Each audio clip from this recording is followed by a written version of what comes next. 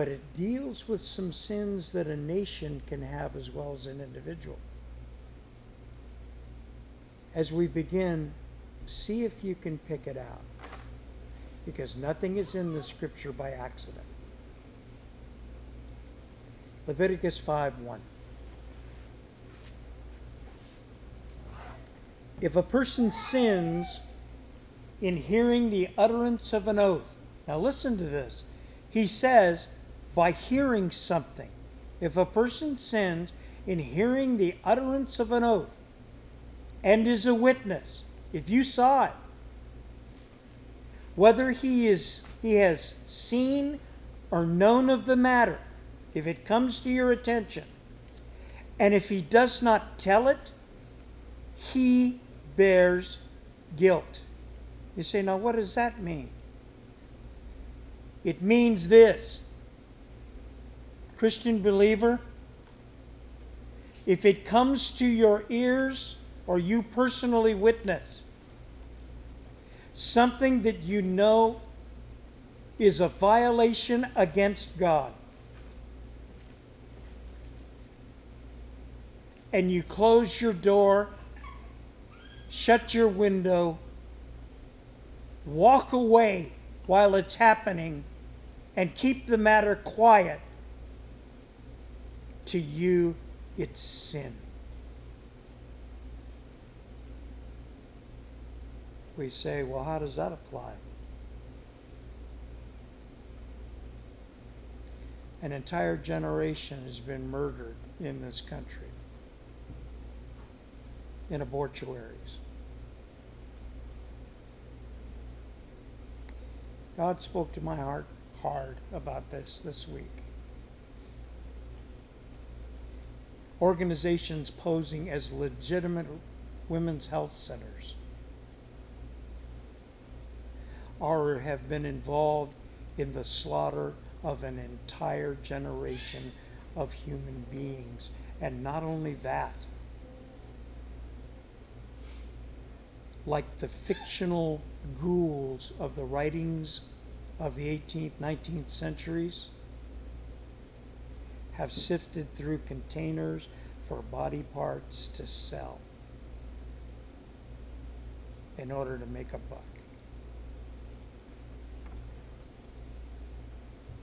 Now, there are churches that you can go to where you'll never hear about this from a pulpit. They've heard about it, but they keep silence. There are places you can go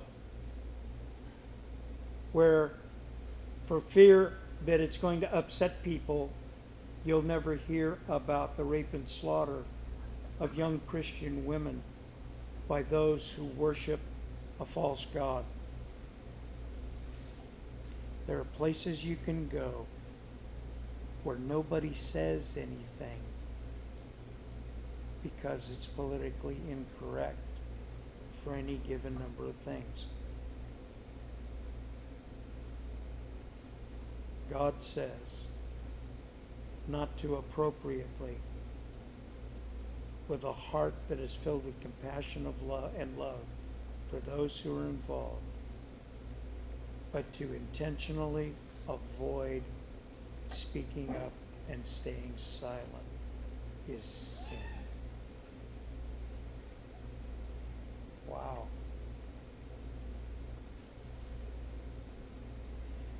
I don't know about you, but I've caught myself, because I get a lot of emails from a lot of groups, deleting emails that keep trying to blow the whistle, saying, I've heard it before. And that's everything from sex trafficking to ghastly abortions of children that are perfectly capable of living full term. Specific methods of execution so as to preserve body parts for sale. It's more gruesome than the Canaanites.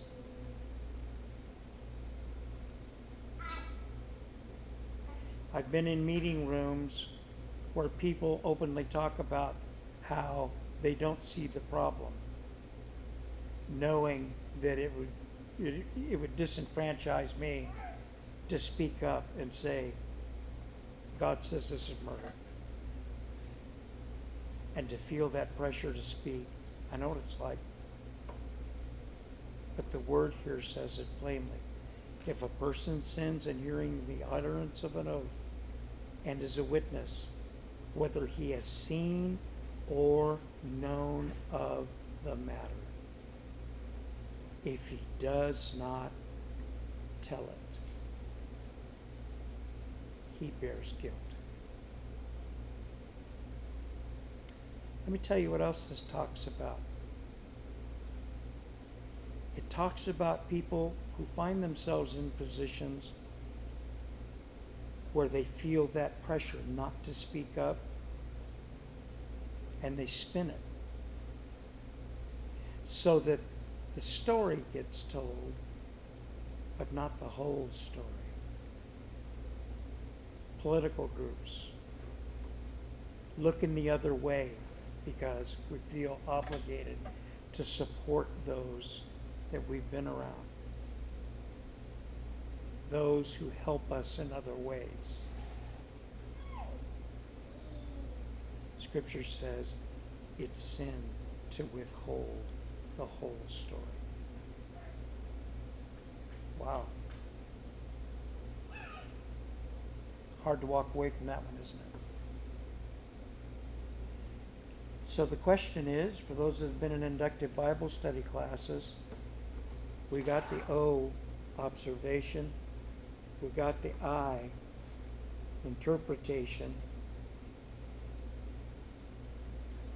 For everybody in this room, the fill in the blank is the A, application. Now that you know, what do you do about it? Well, you don't understand. They'll think I'm a fanatic. You don't understand.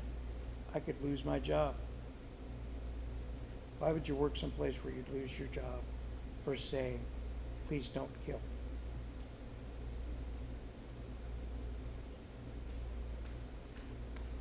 Verse 2. Or if a person touches any unclean thing, whether it is the carcass of an unclean beast or the carcass of unclean livestock or the carcass of unclean creeping things, and he is unaware of it, he also shall be unclean and guilty. Do you remember the story of the Good Samaritan? Do you remember that when the man was lying in the ditch, beaten, apparently lifeless, that there was a priest, a son of Levi, that was en route to the temple to perform temple service, having gone through ritual purification, saw the man in the ditch and walked right on past, not even stopping to see if he was alive. Why? Because if he had touched a corpse, it would have cost him something, because he wouldn't be able to get his portion from fulfilling his duty in the temple of a priest. In other words, I'm not touching that thing with a 10-foot pole because I got a lot of people to keep happy in the religious service I've got. And if I get involved with that thing, it's going to cost me my livelihood. There was a prohibition about touching that, but Jesus made it clear that the man who finally walked up, found out, was a Samaritan. Do you recall the story of a Samaritan? When Israel split into two kingdoms, the southern kingdom and the northern being the ones that rebelled, their center of worship occurred in the city they called Samaria. And a Samaritan was one that was of the household of the rebellious. But he also knew his own sin. He didn't figure he had any personal righteousness to lose. And so he stepped down, found that the man was alive, put him up in a hotel, told the innkeeper, I'll leave this much money with you And when I come again this way, if you had to spend more to take care of this man, get him well, send him home on his own way, I'll make up the difference for that too.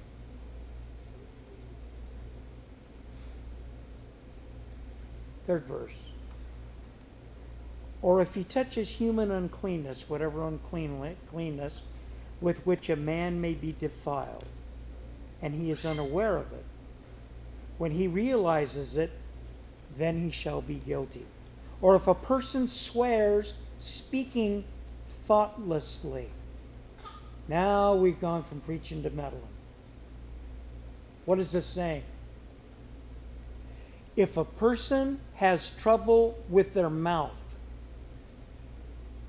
if their mouth constantly gets them in trouble, if they speak things that bring division, if they run their mouth and cause trouble, if a person swears by speaking thoughtlessly, in other words, their mouth engages before their brain engages. If somebody has that problem, or if a person swears speaking thoughtlessly with his lips to do evil or to do good, it doesn't matter what their intention was. There was a prohibition against engaging mouth before brain is engaged. Whatever it is that a man may pronounce by an oath, and he is unaware of it, when he realizes it, then he shall be guilty in any of these matters. You say, wow, I didn't see any of this in the Ten Commandments. It wasn't the whole law. What's he talking about here? If you're not a person who thinks carefully about what you promise people you're going to do, if you promise to do something and don't do it, or if you promise not to do something and you do it, you spoke before you had your brain in gear, and it says that it is a sin not to do what you promised to do. In other words, be extremely careful about what you promise people, because it's a sin not to make good. In the New Testament, it makes it clear to us that when you've made a pledge to somebody, you fulfill that pledge even if it costs you something. Even if you've made a mistake, you make it right. Do you remember what the law of Moses was for a thief?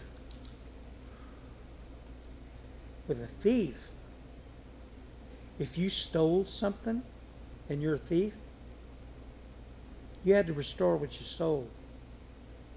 And you had to restore many times over that to make it right. There's this idea here that before you get ready to make an offering, you've got to make it right. Do you remember what Jesus said? If you bring your offering to the altar, and remember that there's someone who has aught against you, not you're mad at them, but you know that they are mad at you. It says, I don't want your offering. I want you to go make it right with that person. And then come back and give the offering. Because if you give the offering without trying to make it right with somebody else, the offering's worthless. Don't do it. It's a waste.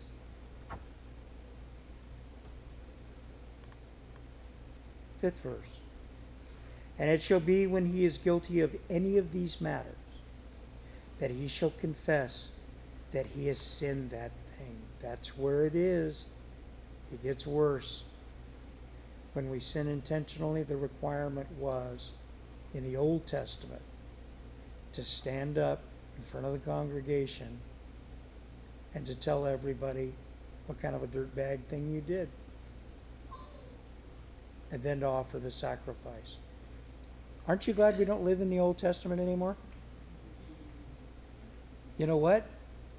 I don't know about you, but just in my own life, I'd have run out of animals a long time ago.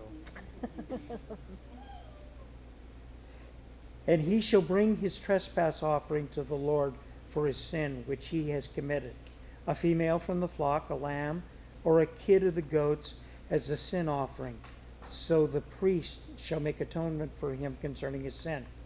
If he is not able to bring a lamb, then he shall bring to the Lord for his trespass which he has committed 2 turtle doves, pigeons, right? Remember we talked about how pigeons are all over the place? Or 2 young pigeons. One is a sin offering and the other as a burnt offering. That offering that means consecration. A sin offering, there's only one way sin can be taken care of. And that's by death and blood. There was no other way except for Jesus. He had to die. And then the second offering was for a burnt offering, and that's consecration. You were required to confess your sin, turn and walk the other way, become consecrated to God, and then finally, covered by the blood. And he shall bring them to the priest, who shall offer that which is for sins offering first. In other words, God doesn't want to hear about how I'm going to become a better person. You got to deal with your sin first. You have to make a decision to confess it. Got to make a decision to turn around and walk the other way. If we don't deal with sin in our life first, there's no point in making any fellowship offerings, because it isn't going to happen. Now, I don't know what your prayer life is like, but I can tell you what mine's like. When I've got sin in my life, and if you actually are thinking, oh, you mean you sin? Anybody who thinks that's naive, man. I'm like everybody else. But the way God deals with me, one of the neatest things about getting to teach here on Sunday is I know it on Monday, Tuesday, Wednesday, Thursday, Friday, and Saturday. And if I haven't dealt with something in my life before Sunday, I just haven't got the guts to get up here, not have